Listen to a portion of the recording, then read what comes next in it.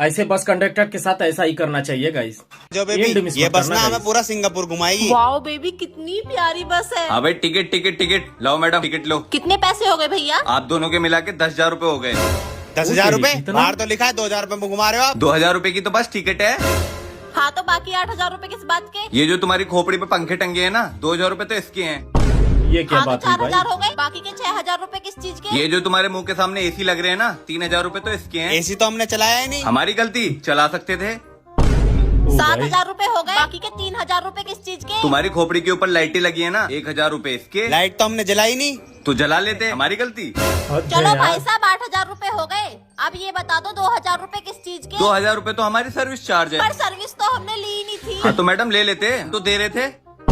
ये क्या बात ले हुई पकड़ भाई? 10 रूपए। 10 रूपए, बाकी के 9,990 रूपए कहाँ गए? मुझे छेड़ने के। मैंने कब छेड़ा आपको? मैं तो छिड़ने के लिए तैयार थी, क्यों नहीं छेड़ा? आपकी गलती।